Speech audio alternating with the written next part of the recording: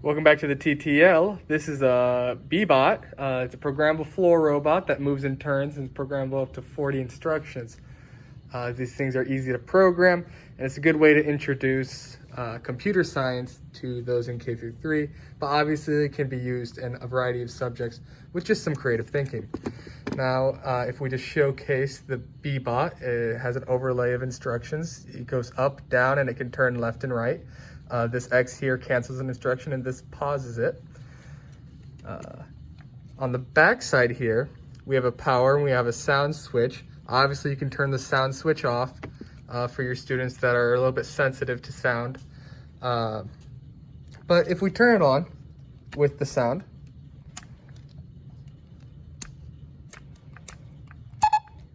it makes that sound. It means it's on.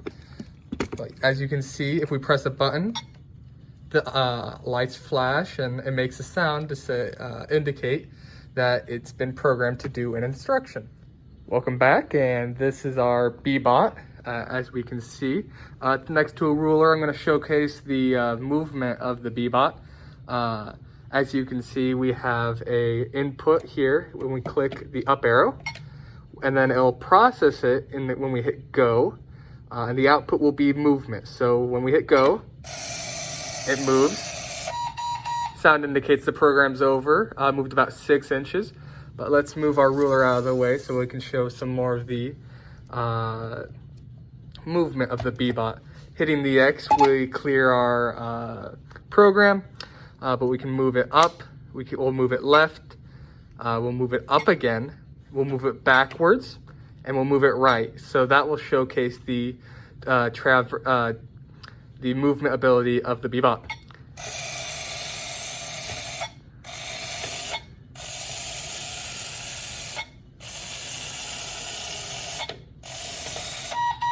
And program's over, right? So it's a very easy way to have a robot in the classroom and just showcase what it means to introduce computer science to children.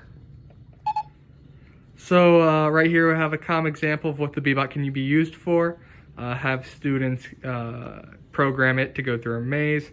An introductory problem that you might see in a computer science classroom in a primary setting. In this example, students will have to rely on teamwork, programming, and collaboration skills to get their Beebot through the maze.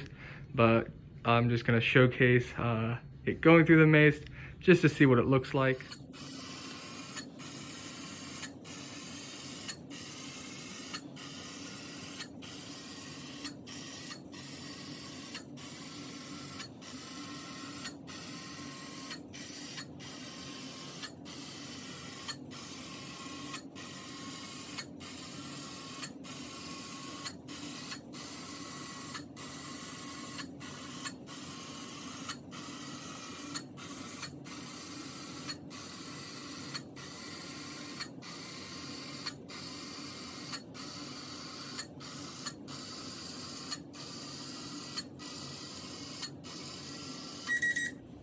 An example I talked about earlier in the video was using it for a review activity.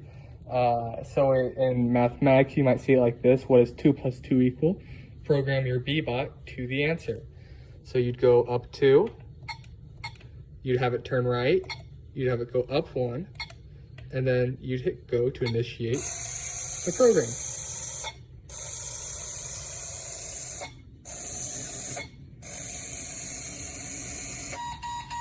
Right, so got the 4, that's the correct answer.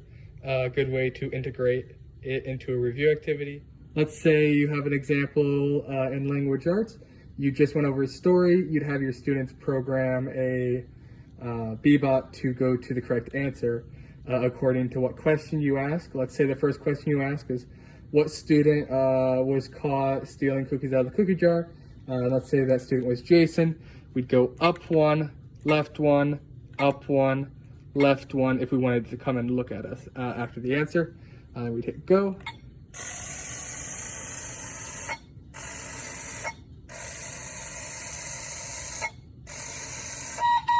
There we go. Jason was the one who stole the cookies.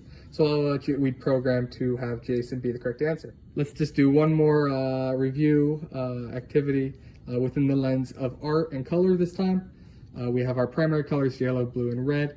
And you're going to program your Beebot to go to the colors that mix to make green. So we have 2 steps where we'll program our Beebot.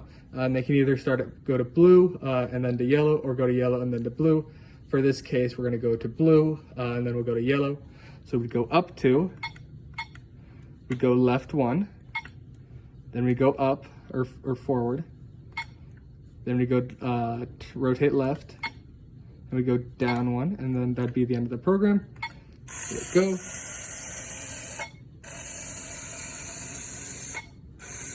We've hit blue.